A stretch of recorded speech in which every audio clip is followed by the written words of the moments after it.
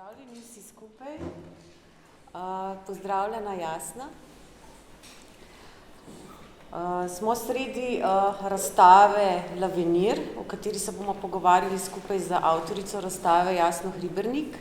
Mogoče predstavljava si tako kot en tak bolj klepet, da mogoče zvemo še kaj, kar še nismo uspeli doslej izvesti iz medijev ali pa iz intervjujev, ki jih je imela Jasna, ker je, moram reči, bilo strani medijev in javnosti zelo veliko zanimanja za njeno razstavo, tudi prvič zaradi nje kot umetnice, drugič zaradi teme, ki jo obravnava, in bi se veljalo ustaviti pri nekaterih stvarih, ki bi jih znala Jasna še dodatno dobro razložiti. Mogoče za začetek ena kratka predstavitev. Jasna Hribernik, za tiste, ki jo morda ne poznajo toliko. In sicer Jasna Hribernik je filmska režiserka in pa intermedijska umetnica. Po končanem študiju filmske in televizijske režije na Akademiji za gledališče, radio, film in televizijo v Ljubljani je obiskovala tudi 2-letni podiplomski študij na Documentary Campus Master School München in se je hitro uveljavila kot ena izmed najbolj aktivnih, pronicljivih in priznanih slovenskih avtoric in dokumentarnih filmov z izrazitim avtorskim pristopom. Od leta 1985 je posnela okoli 30 dokumentarnih filmov, prejela številne nagrade tako v Sloveniji kot v tujini. Od zgodnjih 90-ih let je raziskovala različne možnosti filmskega medija. To je pripeljalo na področje videoumetnosti, videoinstalacij in videoprostorov, raziskovala, eksperimentirala je, prepletala različne medije in prišla tudi do področja znanosti.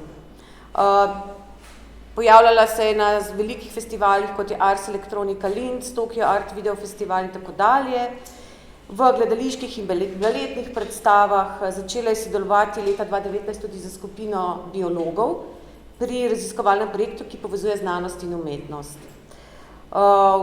Potem pa tudi zdaj od 2012 predava kot izredna profesorica na Akademiji za umetnosti Univerze v Novi Gorici z magistrskim programom Čas in prostor v gibljivih slikah. Preden začnemo pogovor, bi še povedala, da je ravno danes zjutraj ob 9 prišel iz tiskarne svež katalog, je še čisto topel, tako da bova predstavili tudi ta katalog. Pozdravljam tudi, oziroma bomo to pustili za konec. Skratka, Jasna, jaz vedno začnem z vprašanjem, kako se počutiš? V redu, dobro. Po vsem tem, kar smo naredila, v bistvu še spravili katalog k življenju, verjetno nekaj olajšanja, ne? Ja, precej, ja. Ja. Vse to bova potem v katalogu, ampak bil je velik izziv in zalogaj. Tako. Jasna, kako si ti prišla, v bistvu, dajva začeti s prvim vprašanjem, takim, ki se povezuje s tvojim zgodnjim ustvarjalnim življenjem. Kako si prišla do filma in sveta gibljive podobe? Se mogoče spomniš prvih vzgibov, prvih vplivov, mogoče v mladosti? To je malo težko vprašanje v resnici, zato ker marsikdo reče, da je že od malih nog se, zanimal recimo za glasbo ali pa za...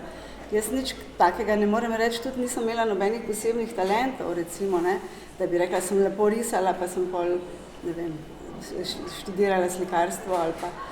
Je pa res, da sem pa res od čist majčkenega bila zelo v stiku z umetnostjo na splošno, zaradi tega, ker je moj dedek bil ilustrator, ampak on je pač bil ilustrator, ne morem reči, da je bil nekak velik slikar.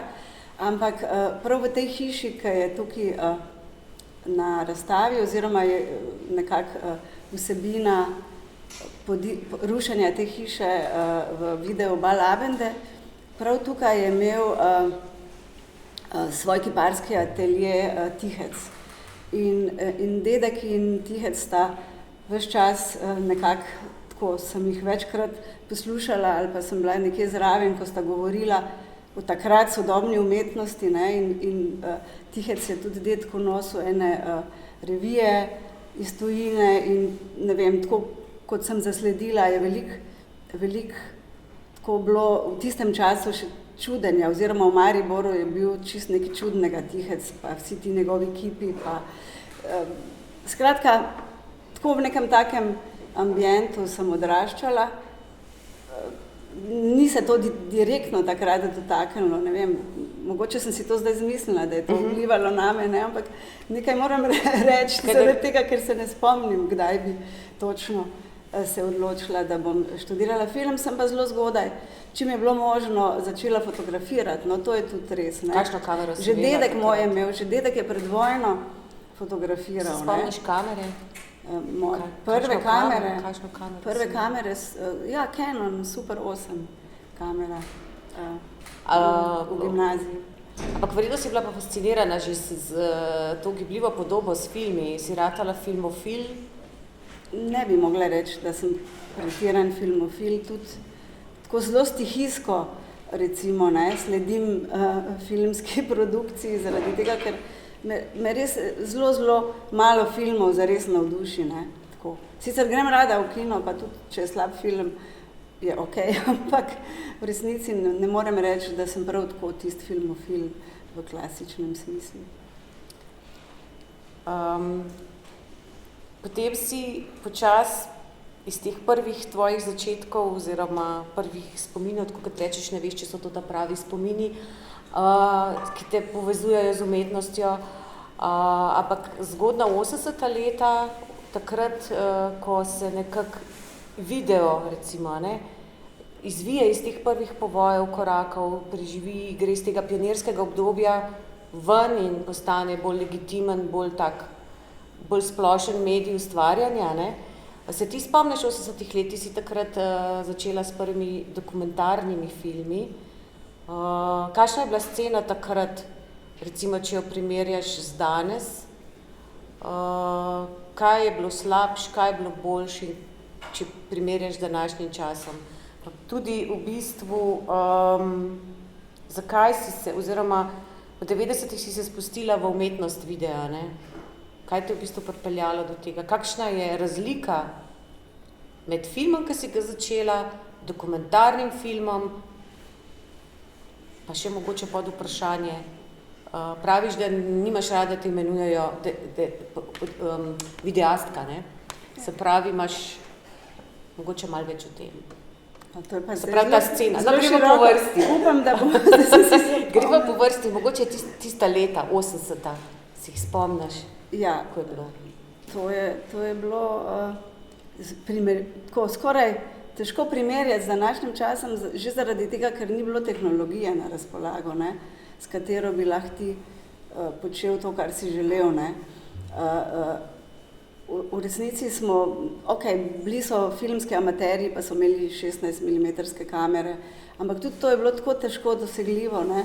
Recimo na akademiji je bilo zame to totalna nagrada, ker mi je Klopčič vsako leto na koncu leta dal 4 ali pa 6 rolc filma in sem pol lahko čez poletje pač improvizirala in eksperimentirala s tem materialom in delala nekakšne svoje poskuse avtorskega filma, ker pač nisi mogel dobiti, nisi prišel do orodja, ne, tako zlahka, ne, da sploh ne omenjam še dolga leta kasneje, ne, tako kot danes, kjer lahko vsak študent že posname celovečerni film. Takrat pa to sploh ni bilo možno.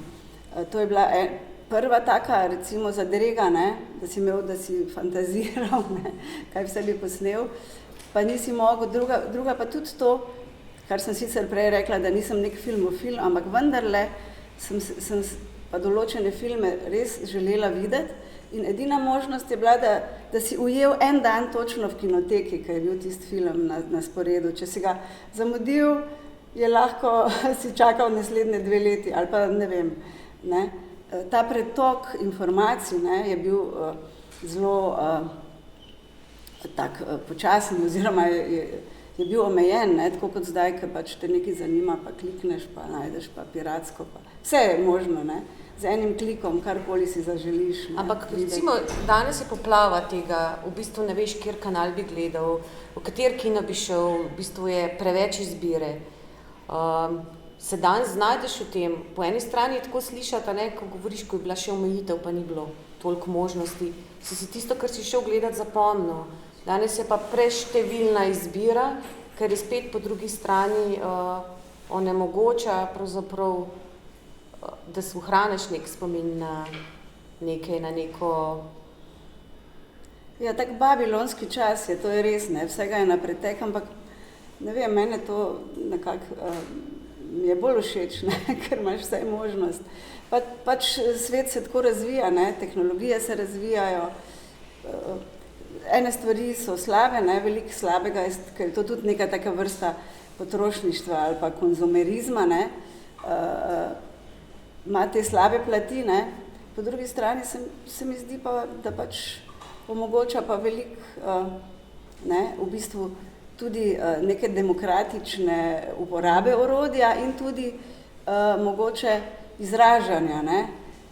Čeprav je spet tukaj bi lahko eno temo načele, ki bi bila zelo dolga, ne, ampak recimo, kje nastane totalna delitev, ne, kako se odločiš, kaj boš počel, ali pa kljub temu, da imaš toliko možnosti, ne, je zelo hitra odločitev, ne, ker če hočeš preživeti, pa če hočeš nekako dobiti denar, si mogoče še bolj podrejen, kot je bilo takrat, zato ker so pravila igre totalno predpisana, ne.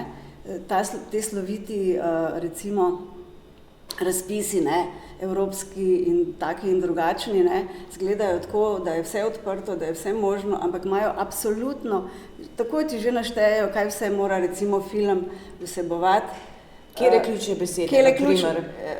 Ker vemo, da ključne besede... Spolna enakost, migranti, ne vem, skratka, to je predpisano, kar sicer na prvi pogled zgleda super, ne, zato ker zgleda, da to boš na ta način naredil en empatičen film, ne, ali pa se boš posvetil problematiki tega sveta, ampak niti slučajno, ker istočasno ti pa povejo, da mora biti univerzalno, da morajo vsi ljudje razumeti, da ne sme biti preveč krvi, da ne sme biti preveč in v resnici ali pa celo to, ne, kar se mi zdi zelo grozljivo, da v resnici na koncu uporabiš eno, predvsem je to v dokumentarnem filmu zelo pogosto, ne, da eno nesrečo ljudi, ne, uporabiš za svojo kariero, ne, in to me večkrat zelo zmoti, ne, sploh pri dokumentarnih filmih, ker se mi zdi, da si tako cel Zahod pere vest, ne, da potem nagrado, ne vem, nekemu filmu, ki tam prikazuje eno bedo, ne, in tudi na teh, recimo, ne, v mojem primeru še ni bilo tako grozno, ker sem bila na tem šolanju, ne, za dokumentarne filme, ampak danes, recimo, pripeljejo nekega režiserja, ne, ki potem v bistvu skoraj tako kot eno opico zraven pripelje, ne vem, eno cigančico malo iz predmestja Rima, ne, kot eno čudo in to je bilo fantastično prikazano v gledališki predstavi Frljićevi, Naše nasilje, vaše nasilje, mislim, tiste je bilo fenomenalno, saj mogoče vsak tega ni razumel, ne, ki je tako v bistvu prikazal pač enega filmskega režiserja, ki ima tako, ki je pripeljal enega begunca iz Sirije, pa je potem tako blašev, tako isto, kot je ena na pol opica gor, ne, in potem on pripoveduje, kako je tam v bistvu ga je odkril in kako je, skratka, tu je ta past, ne. In ti se te pasti, pardon, ker sem te prekinila, te pasti v bistvu na tej razstavi v bistvu spretno ne izogneš, ampak pokažeš, da s teme, s katerimi se ukvarjaš, so danes ključne besede, recimo, ne, ampak razstava je zastavljena tako pri tebi, da če smo zdaj še v tem tvojem zgodnem obdobju, da skozi to novo produkcijo, ki jo delaš, vstopaš nazaj postopoma do najstarejših del svojih in pokažeš, da so te ključne besede, ki so danes ključne, da si se ti ukvarjala s temi temami že dolgo časa nazaj in v bistvu lepo kaže, kako v bistvu neka tema ni umetno posvojena, ampak se ti z njo ukvarjaš ne spričo tako, kot si ti zdaj omenila, ne, ampak prav načrtno te to zanima, raziskuješ, vrednotiš, presprašuješ te stvari, a ne. In mi, da smo zdaj skočili iz 80-ih, v bistvu današnji čas, mogoče bi naj vrnila malo nazaj, v bistvu tako kot naj pogovor danes poteka malo sem, malo tja, ne, tako tudi poteka jasna tvoja umetnost, v bistvu skačeš sem in tja in tudi razstava je postavljena kot tak miselni, miselno skačeš oziroma vnašaš noter spomine iz preteklosti in to vežeš skupaj in zato tudi ta pogovor mogoče ni zastavljen najbolj linearno. Deva nazaj do video. Kdaj si se ti odločila, ker delati celovečerne filme, pa dokumentarne filme ali pa video, kratke videe, kdaj si se ti, kaj ti je bilo tisto, kar ti striga, kar te zanima, da si ti prišla v te krajše oziroma bolj kompaktne izjave skozi video? Je bilo to v 90-ih, ne? Ja, mislim, od vsega začetka sem vedela, da ne bom delala recimo filmov takšnih, ki jih imenujemo danes industrija, ne? V bistvu industrijskih filmov, mislim, kreativna industrija, ne? To me nikoli ni zanimalo, mislim, nekako se mi je vedno zdelo, da bi ustvarjala pač na področju nekega takega čisto osebnega, intimnega, umetniškega izražanja in tako kot sem rekla, da sem začela, ne, nekako pač, ko sem se odločila, da študiram filmsko režijo, ne, sem že takrat, ne, so me privlačili neki taki filmi, ki niso bili tržno naravnani ali pa so imeli neke take, takrat se je to uporabljalo pač eksperimentalno formo, ne. Ampak tega se je zelo malo smo tega videli, ne, predvsem, kot sem že prej rekla, ni bilo možnosti, ne, kar naprej videti kakšnih takih del.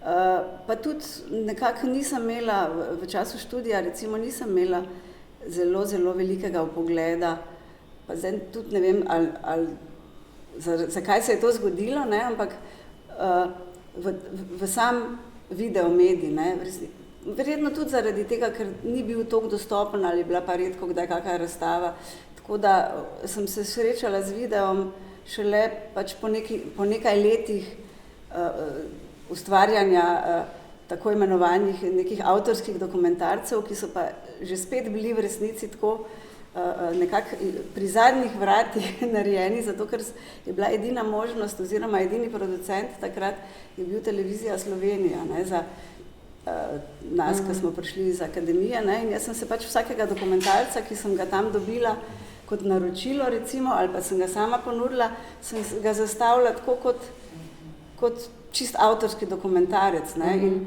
nekaterim je bilo to zelo všeč, nekateri so bili pa tako šokirani, ne, ker so pač za televizijski dokumentarec se pričakuje ena taka predvidljiva forma, ne, ampak dejansko se je takrat dalo kar veliko, ne, poskušati, pa učiti jezika, pa tako naprej, ne, pa tudi takrat se je začel zelo razvijati, ne, video kot umetniška zvrst v Sloveniji, ker je bil na televiziji Toni Tršar urednik in je bila produkcija umetniškega videa normalna stvar znotraj igranega programa, ne. Danes poglejmo, kakšen je igrani program, kaj se producira, ne, če si predstavljamo, kaj je bilo pa takrat v 90-ih, ne. Praktično vsa imena, no, vsi, ki smo takrat delali v video umetniškem, ne, smo več ali manj, razen nekaterih, ne, zdaj mogoče me bo Barbara popravila, ne, so bile tudi te neodvisne produkcije, ne, ampak so zelo težko, ne, sproducirale tako recimo zahtevne projekte, kot je na primer, ne, ta moj Balabender, recimo, ne, to je producent Televizija Slovenija. Ja, in ko ti omenjaš recimo film, dokumentarni film, pa imamo video, avtorski umetniški video, pa pol preideš kasneje v video prostore, video instalacije, imamo video objekte, do raznih izpeljank, novomedijskih video instalacij oziroma kot je tvoje delo Supersenzorji na razstavi, ki v bistvu ne moramo več deliti med sabo tega, je v bistvu nastala ena sama mešanica. Kje ti vidiš, v bistvu včasih imamo tudi, ko smo sestavljali katalog, tudi z kolegi, ki smo ga sestavljali, pisali in tako naprej, smo imeli težave z nekaterimi poimenovanji. Kje ti vidiš razliko, recimo, če te čistko banalno vprašanje, kaj je razlika med filmom, med videom, pa med videoprostorom, pa med tvojim Supersenzorjem, ki si ga naredila, ker ga je verjetno večina že pogledala. Kakšna je temeljna razlika med temi? A ti znaš to, oziroma verjetno ti veš, kakšna je ta razlika, ne? Ampak kako bi to lahko razložila iz svojega vidika? Težko je o tem govoriti, ker je tudi, v bistvu je zelo malo o tem napisanega, zaradi tega, ker v resnici sta video pa film tako povezana, da bi jih nekako bi lahko rekli, da sta bratranca, ne. V bistvu je težko najti tako opredeliti točno razlike, ne, ker že pri tem, že čisto pri tehnologiji, kaj zdaj video, včasih je bilo to še bolj, ne, a je video zdaj tisto, kar je digitalno, a je film tisto, kar je, ne, eno je stvar tehnike, tehnologije, ki se uporablja, potem jezika. Mislim, najbolj preprosto bi pač lahko to razlikovala v sami demokratičnosti pripovedi, ne, kot sem že prej omenila, svobodi pripovedi, ne. Ker film ima na nek način, lahko rečemo eksperimentalni, ne, ampak spet rečemo eksperimentalni film, a je to zdaj video, a je to film, ne. Težko rečeš, gre samo za način pripovedovanja, ne, ki je tako kot v klasičnem pomenu filmskega jezika kar precej določen in predvidljiv in je bolj vezan na literaturo kot na likovno podobo. Ne. Se pravi, ti si šla pravzaprav ravno v tej smeri eksperimenta, ne, naprej, kar vidimo tudi na razstavi, v bistvu v tisto smer, ki ti je omogočala največ svobode, a ne, da si lahko stopila iz ekrana, pa iz kinodvorane s svojim delom v galerijo, ne, v galerijski prostor, oziroma tudi lahko rečemo temu v javni prostor, glede na koncept razstave, ki se širi na vrt v galeriji in na cesto, na ulice, v mesto. Kaj je zate idealno polje za potopitev v gibljivo podobo? A se ti zdi, da si z izkušnjo postavitve se približala svojim predstavam? Kaj pomeni potopitev pravzaprav? Mi gremo v kino, ne, in se usedemo in poslušamo in je tišina, tema in padeš v neko hipnozo in v bistvu pozabiš na okolje, na realnost, se pravi se potopiš.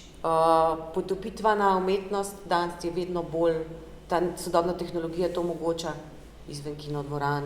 Naprimer, nekateri obiskovalci so mi rekli, da so dobesedno padli noter, ker so gibljiva podoba jih je zaobjela na razstavi. Kako ti gledaš na to?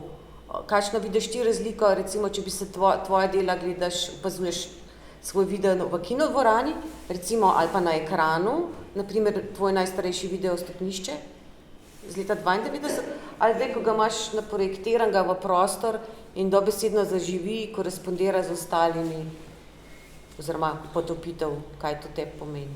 Ja, to je tudi, spet si mi zadala eno tako široko vprašanje. Mogoče najenostavnejše, tako da skrajšam, da povzamem, ne, to vprašanje, ne, je recimo ena taka moja izkušnja, ne, ki je tudi vsakič, tako velikokrat povem, da je včasih že kar malo dolg čas, ampak bom povedala zaradi tega, ker je čisto preprosta, ne, ko sem se ukvarjala, ko sem v resnici začela s filmom, ne, pa se mi je zdelo, da sama pripoved, da tu nekaj ne štima čist, ne, in sem se čist navdušila nad videom, ne, kot izraznim sredstvom, potem pa sem recimo imela prvo razstavo, nek ekran v galeriji, ne, kjer se je predvajal ta video, ne, in sem bila tudi tako zelo nesrečna v resnici, zato ker se mi je zdelo tako, da sploh ne moreš vzpostaviti stika z samo vsebino, ne, na tem ekranu, in potem mi je umanjkala v resnici ta hipnoza kinodvorane, ne, In tako so nastali videoprostori. V resnici sem začela čisto tako intuitivno poskušati povezati, ne, ta dejansko, to, kar danes rečemo potopitev, ne, ampak vse ta potopitev je tudi bila že prisotna, ali pa je mogoče še celo bolj potopitvena, ne, izkušnja v kinu, kot danes v teh 8K Deep Space prostorih, ki sem jih Enega takega si naredila 8-kanalni zvočno instalacijo svetlobno si naredila v galeriji? Ja, to je tukaj gre bolj za zvočno, ne, mislim, to je tudi recimo rečeš potopitvena, ampak vse potopitveno se mi zdi, da je vse, kar pač nekako te zaobjame, vse tvoje čute, ne, tudi to je zelo pomembno, ne, ker danes smo zelo orientirani na vizualno, ne, na vizualne atrakcije, tako da sem tako nekako poskušala ta projekt tudi nekako speljati v teh različnih postavitvah, ne, in končala nekako v tej zvočni, ne, da ni. Ampak meni se zdi, ko sva skupaj delale, da imam občutek, da ti nikoli ne končaš. Da v bistvu imaš skozi ten tak nemiren duh. In da v bistvu, po moje, že ta razstava zdaj, oziroma namenoma, mogoče bi se tle ustavila, namenoma ne rečeva z jasno temu projektu razstava in namenoma ne uporabljaš velikih začetnic v naslovih in namenoma ta umetniška dela v bistvu ne imenujeva kot neke artefakte, ker je vse tako fluidno in neuprijemljivo, da tudi beseda pregledna razstava, ne, nisva želeli tega uporabljati, ker nič ne, tvoje delo je kot en hiperobjekt, ko smo se že pogovarjali, ne, v bistvu je širše od tega, kar zaobjamejo naši čuti in nima definiranih mej. Razstava ni zato, ker nič ne postavljaš na ogled, ampak predstavljaš izkušnjo. Umetniško delo je pač odprta struktura, zdaj pa razloži ljudem oziroma publiki, zakaj male črke povsod, zakaj delo v nadaljevanju. To je nekako v bistvu premo sorazmerno tvojemu načinu dela pa tvojemu razmišljanju, kjer ni začetka in ni konca. Pa prideva do Lavenirja.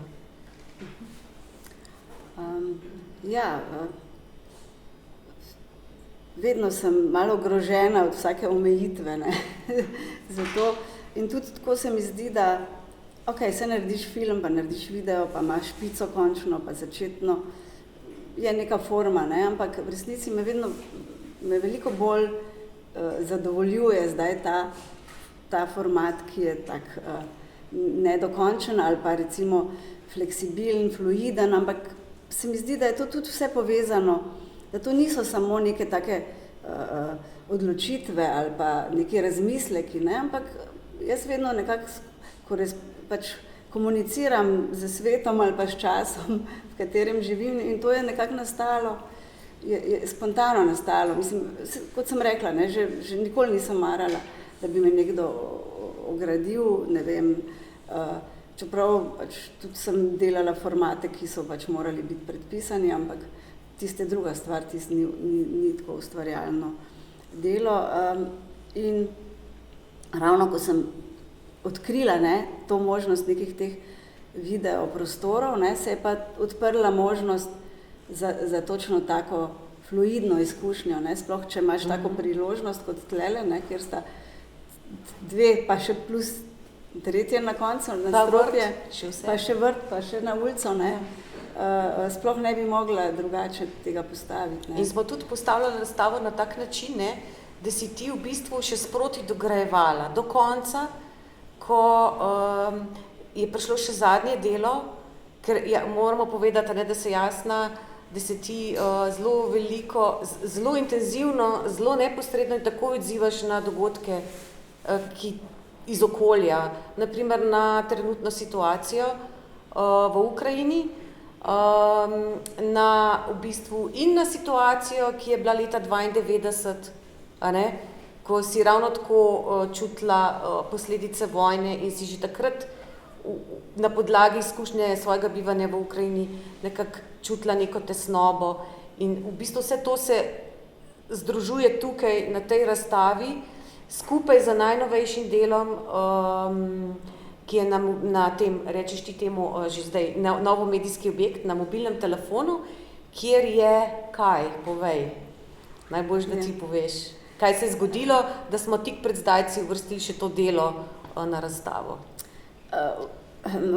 Že v osnovi tega projekta Supersenzori so tako tečejo paralelne zgodbe, povezane z to prihodnostjo neke stavbe ali pa nekega objekta, ki na koncu postane ruševina, ne, in oziroma je centralni prostor je ta nedokončana ruševina, ne, ki je pač ne samo to, da je ruševina, ampak skozi svojo nedokončanost priča tudi o tem času, v katerem živimo, ali pa pač v različnih časih, ker se to ne dogaja samo pri nas, pa se ne dogaja samo v tem sistemu, ampak se tudi v drugih. Gre za eno univerzalno zgodbo o tem naši civilizaciji, ki včasih s tako vnemo gradi, da že sprot postajajo novogradnje ali pa to se lahko tudi prenese na druga področja ruševine. In tukaj, kot sem že rekla, je več zgodb, med katerimi je tudi v bistvu v besedilu sem nekako uporabila tekst Mohameda Abdula Munirja, ki je danes tukaj z nami, in pač njegovo izkušnjo oziroma izkušnjo nekoga, ki je kot begunec, umetnik prišel k nam in je istočasno tudi doživel to ruševino. In kaj se je zgodilo zdaj, ko si rekla, da je čist na koncu bil še ta dodatek, ne? Že v štartu, že v skici je njegovo besedilo, ki se mi je zelo povezalo z ostalo zgodbo, ne? Je v bistvu mi je pokazal na mobilnem telefonu hišo, ki je bila porušena v vojni v Siriji, v Alepu, sem pozabila povedati, in je zdaj v tem potresu doživela pa še drugo rušenje in je zdaj popolna ruševina, ne? In to je ena taka, mislim, tako zelo rada imam ta objekt, se mi zdi tak minimalističen, ampak zelo veliko pove. Ja, ruševina pove verjetno veliko, ti pomeni ta odsotnost, tisto, česar ni, je ta prava, je tist odsotnost, ne samo prisotnost. Prisotnost verjetno kaže na odsotnost. Ja. In koliko se mi zavedamo, med kakšnimi ruševinami živimo, ne? Mogoče se nekaterih niti ne zavedamo, mislimo, da so mrtve, tle prideva pa na tisto, ta drugi del tvojega raziskovanja, ki se v bistvu majčkeno dotika znanosti, in je nad nama gor en tak primer.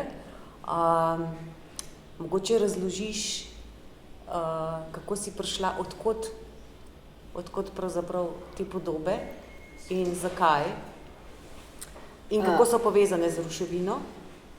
Ja, v resnici ne, je zgodba te ruševine pa nekakšna tudi kritika ali pa nek tak v bistvu razmišljanje, ne, o tem času v tej ruševini, ne, ampak istočasno sem pa odkrila, ne, v tej ta isti ruševini, ki je predmet oziroma s katero se zdaj že nekaj let ukvarjam oziroma jo opazujem, ne, sem odkrila ne samo to, da jo je kolonializirala narava tako od zunaj, ne, da je v bistvu že polno dreves, ne vem, ki jih morajo celo že sekati, ne, tako velika so, ne, ampak je celo v samo notranjost, čist daleč notranjost tega betonskega skeleta je prišla narava na totalno nenavaden način, ker je bila tam ena cev, ki je tudi ostala nedokončana in je od zgoraj, ne, iz te ploščadi, ne, je po tej cevi prišla voda globoko noter, ne, in je nastal tako kakor en mali rajski vrtek, ne, pravi ribniček in bujna vegetacija okrog in tako res fascinantno, ne. In ti si že prej omenila, da sodelujem z enimi pač biologi na enih drugih temah, no, ampak sva s to biologinjo se tam sprehajali in je dejansko ona tudi me opozorila, ne, na te mikroorganizme, ki so se mi zdeli pa še bolj fascinantni in potem sem jaz to še dalje sama nekako raziskovala in sem prišla do tega, da je zelo veliko tudi teh cianobakterij prisotnih. To so pa v resnici najstarejša živa bitja, ne. To so v bistvu mikroorganizmi, ki so bili prvi na Zemlji in so bili preživeli do danes, ne, v najbolj nemogočih pogojih. In meni se zdi, da se taki pogoji, upam, da ne, no, ampak tudi nam obetajo, ne. In zato sem prav te cianobakterije izpostavila, ne toliko vegetacije, ne, ki je, sicer je vidna tam in v tej videoskici in tudi v tej dvokanalnem videu, kjer pač nekako je moč videti ta majhen vrtek, ne, ampak poskušala sem pa peljati to zgodbo teh mikroorganizmov. Zakaj? Ja, ravno zaradi tega preživetvenega, oziroma meni je bilo tako všeč, ker je moj prijatelj Andrej Detela, fizik, rekel, da je ta razstava slavospev v življenju, ne, in to mi je bilo zelo všeč, ker v resnici ni distopična, ne, ampak ravno obratno. V resnici, če se res poglobiš vanjo. Kje pa v bistvu ti vidiš neko prihodnost, ne, ravno zaradi tega ta tvoja pozornost do narave in prihodnost Lavenir, ne, vidiš v tem, da nekaj prihaja, ne vemo pa kaj, če bomo mi del tega, kar prihaja, oziroma ali bomo ogrozili sami sebe. In v bistvu končaš ali pa začneš ta projekt zelo optimistično v bistvu. Vendar z enim takim klicajem, ki pomeni v bistvu opozorilo človeštvu. Ja, ne vem, ne vem, niti ne bi rekla, da hočem prav zares tako, ne, biti didaktična, ampak se mi zdi, da mi je všeč meno, ker ljudje sami to nekako, nimam nobenih parol, pamfletov, ne, mislim. Ja, zato je Lavenir, ne, se začne z malo, pa delo v nadaljevanju je tudi z malimi. Nismo naredili napake, ampak konstantno vsi mediji popravljajo. Vsi napišejo z veliko, Nobeden redko kateri je napisal z malo Lavenir in redko kdo je napisal delo z nadaljevanju z malo, ne. In vsi dobila sem celo, da imamo slovnico težave, ne. Ampak tukaj gre, kot si ti zelo lepo povedala, za en grafičen, za tipografski element oblikoven, ki je kontekstualno povezan z konceptom razstave. Ja, to so take na videz minimalistične zadeve, ampak ravno nisem hotela izpostavljati tega, ne, in oziroma sem prav dobesedno vzela iz citata besedo, ne, in je nisem hotela spremeniti v Derridajevo, ne, nisem jo hotela spremeniti v naslov. A danes verjetno še trdiš, da to ni pregledna razstava tvoja? Absolutno. Jaz pa mislim drugače. Ampak ne pregledna v smislu, pregledna v terminu, kot ga mi uporabljamo, pregledna razstava, retrospektiva, prerez vsega, kar je umetnik naredil. Ampak vendarle dobimo en pogled v tvoj razvoj. Miraž,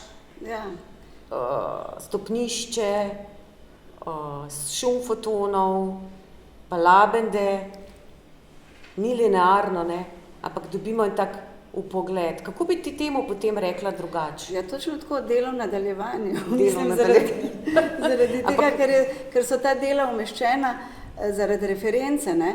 Naprimer, zakaj je Miraž, ne? Zakaj je Miraž? Zato, da se vidi, da sem jaz že takrat, ko so ta objekt gradili, bila totalno šokirana, ker so ga gradili cele noči in jaz sem z balkona opazovala in snemala.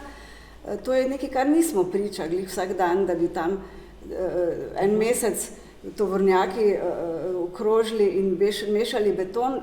Delavci so bili cele noči na gradbišču, ker se je tako modilo. In točno ta del, ki je zdaj ruševina, ne.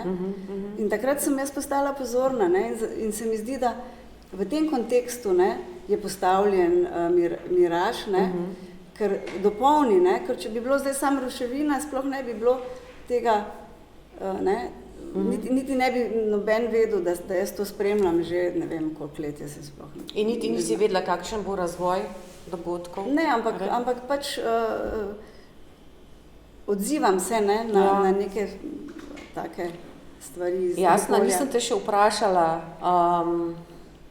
V bistvu precej pereče teme obravnavaš.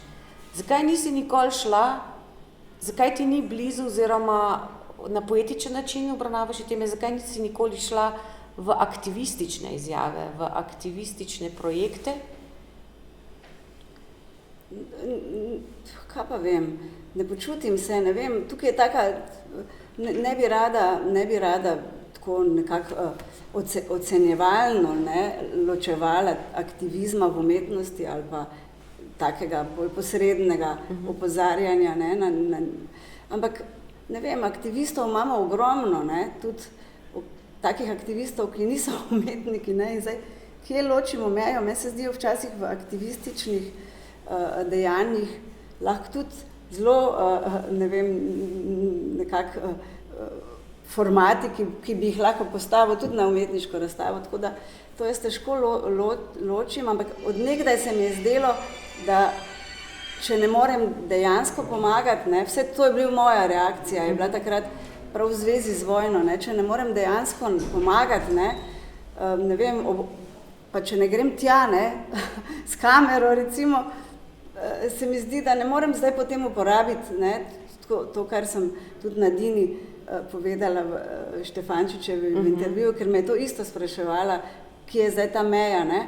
Mislim, če jaz ne morem iti s kamero, ali pa se ne počutim, ali pa nisem dovolj hrabra, ali pa zaradi nekih okoliščin, ne morem jaz potem uporabiti posnetkov mrtvih ljudi v nekem svojem videu, ne. In to se mi je zdelo takrat, ravno ko je bila vojna v Bosni, zelo problematično, ne, ker sem bila na tem enem največjih, sem imela video stopnišča ravno na enem največjih festivalov videa v Evropi, Den Haag, 92 ali 93. Ne, in je bilo tam v bistvu kar nekaj teh velikih imen, ne, ki so imeli pač mrtve Bosance, ne, pač se prav spomnim ta uboj, pač, ki so ubili tam neka ulica Miškina, ali kaj je bila v Sarajevu in tako, ne. In se mi je zdelo tako čudno, ne, mislim, nekaj mi ni štimalo, ne, in potem smo enkrat sedeli na kavi z urednikom te Arte France televizije, ne, in se je tako hecal, je rekel, a ste gledali danes Dnevnik, ful je bilo footage, tako kukar za video art, v bistvu malo je karikiral, ne, ampak v bistvu grozljivo, ne, tako da recimo jaz obožujem Salgada, ne, fotografa, ker to se mi zdi, ne, aktivističen umetnik, ki je dejansko, v bistvu ga je stalo to, v bistvu zdravja, ne, da je dolgo let si ni mogel pomoč, ker je pač hodil iz enega na drugo to prizorišče, ne, ali vojne, ali taborišč in tega, ne. Ja, ravno ko to govoriš, že umetnik, ki gre, ali pa fotograf, pa novinar na ta območja, so to travmatske posledice. Kaj šele ljudje, ki so to doživeli in ti v svojem delu Šum fotonov pa krvotek v bistvu spregovoriš posredno ravno o teh posledicah in o tej dvolični družbi, ki namesto, da bi v bistvu začela zdraviti oziroma začela odpravljati razloge in vzroke, v bistvu družbo zdravili z raznimi terapijami, med drugim tudi z EMDR terapijo, zvočno terapijo za odstranjevanje posttravmatske stresne motnje. Potem govoriš tudi veliko o tem, kaj pomeni onesnaženje z nafto in s čim si mi delamo vse težave. Se pravi, opozarjaš na to, da se lotevamo z napačnega vidika, ne. Se pravi, zakaj si potem ti postavila te slušalke s tem zvokom na razstavo? Mogoče kot nek tak ciničen dodatek. Ja, ne? Točno, to si že odgovorila, ne. Ja, in to je tisto, kar je mogoče pri tvojemu delu zelo pomembno, ne, da ne igraš na prvo žogo. Se pravi, da pustiš nekomu, da malo razmišlja in da se mogoče vpraša, zakaj so ti zvoki. Ne? Na prvo žogo. Ja, tako nekako, ja. Sem pa dolga. A lahko samo še nekaj vprašam?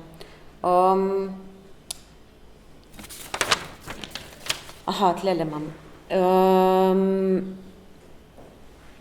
Ti imaš v svojem videu Tense Present, kako je že naslov? Ta s črpalko. S črpalko, izvir. Aha, Tense Present izvir, imaš robotka spota. In ti ga vidiš drugače kot večina robotka spota. To je ta robot, bom tlele prebrala, sem ravno en članek brala, da so v Tehnoparku Celje je raziskovalna enota Creative Robotics Linz v Tehnoparku Celje z dogodkom želela približati edinstvene robotske tehnologije pa publiki in omogočiti enakopraven dostop do znanosti, znanstvenih dosežkov in inovacij. In v bistvu so ga imenovali kot, da je to sodobna tehnologija, zaznavanje ovir, premaguje stopnice, odpira vrata, se premika s hitrostjo 6 km/h, obratuje v temperaturnem razponu 20 stopinj Celzija do 45, konkurira plesu slavnega Mick Jaggera in tako naprej. Ti ga pa vidiš drugače, ne kot sam en simbol napredka našega in skratka navdušenja. Zakaj ga vidiš drugače? Zato, kaj si izvedla? Ker sem ga srečala, v resnici sem ga tudi jaz tako doživela prvič, ko sem ga videla na Ars Elektroniki septembra lani. Ne. Vsi smo bili čisto navdušeni, tako res hotel si ga kar pobožati. Tam je tekal okrog in dejansko vzbujal pozornost. Potem sem ga pa videla v reklamnem oglasu za ameriško vojsko, ne, v resnici. Ne, in se mi je zdel res prav tako zelo aktualen in zelo tak pomenljiv, ne, primer, v bistvu, kako se velikrat, ne, ali pa, mislim, velikrat, prav pogosto neke naše dobre želje ali pa neke naše na prvi pogled zanimive inovacije ali pa to v momentu lahko spremenijo v nekaj, kar je slabo ali pa si res ne bi želeli. Ne.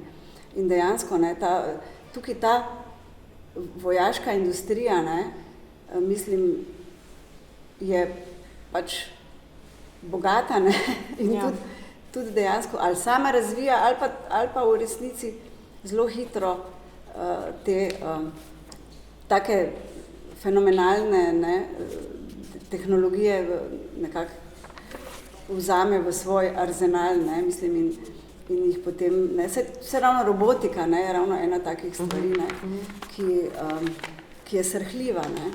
In o tem se premalo govori, ne, se mi zdi, da dejansko tudi ravno na tem področju, ki je meni zelo blizu in mogoče znotraj katerega tudi sama nekako delujem, ne, ravno v tej povezavi znanost, umetnost, tehnologija, ne. Mislim, jaz moram reči, da sem to z znanstveniki sem sodelovala že od vsega začetka, kar delam filme ali pa, ne vem, na televiziji in tako naprej, tako da ni zame to nekaj novega zdaj, ne, pač tudi v kakih dokumentarcih lahko srečate. Oblika sodelovanja se je spremenila, pa to je nekako, glede na današnji čas, ki je dejansko, imamo ista orodja, ne, je to nekako normalen način ustvarjanja, vsaj če delaš s tehnologijo, ne, da se povezuješ, ker ti lahko sporočaš veliko drugače in veliko primernejše času, ne, če uporabljaš ta orodja. Ampak se mi zdi, da je tu zelo, zelo redko kdaj se zgodi ta v bistvu ta kritika, ne, oziroma vsaj vprašanje, čeprav zdaj je ravno razstava z naslovom, mislim, da bo danes ali jutri jo bojo odprli v Cankarjevem domu, Mreža rok, kakor humana tehnologija, ne, kakor umetnost za humanizacijo tehnologije, ne, in to se mi zdi, da je zelo pomemben, bi morala biti pomemben del tovrstne umetnosti, ne, ampak tukaj včasih so meje zabrisane, ne, da so te stvari, ki jih oltariziramo, ne, dejansko že del neke ali vojaške ali ene take to si zelo lepo povedala, ta beseda oltarizacija, si jo večkrat omenila, je zelo dobra. Ker tako poveličujemo neko stvar, ne, pa včasih kar spregledamo, ne, te negativne in dejansko, ne, kar se tiče vojne, sem pa jaz nepopustljiva, ne, to se mi zdi pa, da se že od vsega začetka, kar se ukvarjam, nekako z ustvarjalnostjo. Danes si imela imaš je večja objava na MMC-ju in jaz sem jo malo klikala, ker me je zanimalo, sem pogledala dol ogromno komentarjev. Nisem ti še tega povedala. To pomeni, da je očitno je razstava zelo komunikativna in sproža različne odzive, so različni odzivi, res pejte jih prebrati, to kaže, mislim, jaz sem jih takrat, dopoldne jih je bilo 30 komentarjev, kar se mi zdi veliko, ne? Jutri izide v Mladini članek, danes pa mogoče za konec, tukaj je katalog, se pravi sveži katalog, pozdravljam Barbaro Borčič, tukaj veliko poznavalko videoarta in v bistvu osnovalko ali rečemo, kaj si, akterka, videopostaje Diva, velikega, v bistvu pomembnega slovenskega digitalnega arhiva, s katerim smo mi želeli sodelovati tekom razstave, pa nam ni uspelo, zaradi tega, ker smo komaj sestavili vse Jasnine arhive skupaj, ker kolikor je dobra umetnica, je pa malo manj dobra, slabš dokumentiraš svoja dela, ne? Mislim, slabš skrbiš za dokumentacijo, tako da upam, da smo zdaj nekaj naredili, da se bo lahko ta arhiv dopolnil. Se pravi, katalog je sestavljen iz mojega besedila, ki govori o razstavi, pa potem iz besedila Barbare Borčič in besedila Miha Colnarja. Barbara Borčič se precej več razpiše o tem na strokovni način, o tej videoumetnosti oziroma kontekstualizira Jasnino umetnost, pa potem gre en tak širok sprehod skozi njeno umetnost, naredi tudi Miha Colnar. Oblikoval ga je Darko Pokoren oziroma Novi kolektivizem, fotografije Blaž Gutman pa DK. Tako da jaz bi sem, ki so sodelovali, verjetno imaš ti celo kopico zahval tudi s kom vse si sodelovala. Tako da tudi pedagoška ekipa, ki je sodelovala na tej razstavi in naredila zelo zanimive programe, producent, pedagoška ekipa na čelu z Lene Lekše, ki danes dokumentira ta pogovor, pa potem produkcija, ki jo je naredila Maruša Meglič, brez tega tima, vsega tega tima ne bi naredili. A smo koga pozabili? Sigurno smo koga pozabili, ja. Jaz bi se tudi še enkrat zahvalila res celotni ekipi, ker je bilo fantastično delati z vami. Enako. Kataloge se da že kupiti, večji del izvodov bo pa še prišel, tako da to so te ta prvi. Zdaj pa mogoče, ene par vprašanj. Mogoče. Kdo začne? Mogoče glede na to, da vas zelo zanima situacija nasploh človeka in sveta, kako pa, kakšno imate pa vi izhodišče ali pa neko platformo za poučevanje na fakulteti, ker poučujete, ne? Kako prenašate to mogoče mlajšim generacijam oziroma vašim študentom? Na Akademiji umetnosti v Novi Gorici imam recimo 2 predmeta in sicer na tem podiplomskem nivoju predavam predmet z naslovom Prostor in čas v gibljivih slikah, ki je nekakšna moja izkušnja povezana z veliko teoretskega znanja, da jih nekako opozorim na te različne poglede, na te različne poglede, kako pristopamo, ne, kot umetniki k prostoru in času. Je pa tudi nekaj mojih študentov danes tukaj, pa mogoče lažje kaj povejo, kakšna je njihova izkušnja, ker jaz težko bi vam povedala, kako pristopam, mislim, v resnici poskušam združiti izkušnjo osebno z teoretičnim znanjem in oni tudi nekako v bistvu morajo narediti neko praktično delo, ne, ki bi naj povezovalo vsa ta vprašanja, ki jih skozi leto nekako načnemo, ne. In tukaj je seveda so povezane take čisto vprašanja jezika ali pa formalne rešitve, ne, znotraj teh dimenzij in tudi seveda ta odnos do sveta, ne, ki je pač vedno prisoten, ko si pač v vlogi nekega pedagoga. Vsekakor pa ne gre za to, da bi zgolj nekako poskušala študente prepričati v to, kar jaz zasledujem ali pa kar je meni pomembno, ampak jih poskušam podobno kot v samem ustvarjalnem delu provocirati in recimo jih nekako opozarjati na določene stvari, ki jih pač naj bi oni sami potem razvijali naprej. Nočem jih usmeriti, ne vem, v točno neko določeno smer, kar se tiče njihovega ustvarjanja. Ne vem, če sem vam odgovorila. Tako kot ste mislili. Ja, meni se zdi, kako bi rekla, da je na nek način zelo težko predavati, če imaš ti nekako v osnovi odnos nedokončanih stvari, ne. Če pa ti nekaj poveš, ne, je pa nekaj dokončnega, na nek način, no, seveda je potem pa še to problematiziraš lahko, ne. Mislim, sem že prej rekla, ne, so forme, ki so končne, ne, če jaz naredim film, ga končam. Imaš pico od spredaj in od zadaj in je takšen, kot je.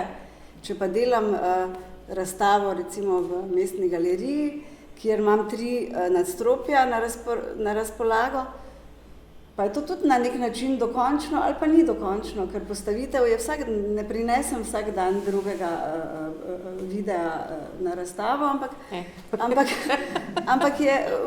ampak recimo je ta nedokončnost v tem, da puščam, ne, mogoče to si ti tako fajn formulirala enkrat, da zaradi teh različnih pogledov, ne, da v bistvu mogoče vsakič malo drugače vidiš, ne, ker je tako postavljeno, da nekako korespondirajo med sabo dela, ne vem, in pa predvsem v tem, da se mi zdi, da je nekako moja ideja je ta, ali pa to ni samo moja, mislim, da je tudi čas takšen in dejansko se tudi, ne da sem kje to kopirala, ali pa tudi, če sem, ne vem, možno, ne, velik del je takih danes, ki niso, ne, sploh tukaj v tej hibridni umetnosti, ne, je velik del takih, ki so lahko čisto drugače postavljene v enem drugem prostoru ali pa jim dodaja, ne,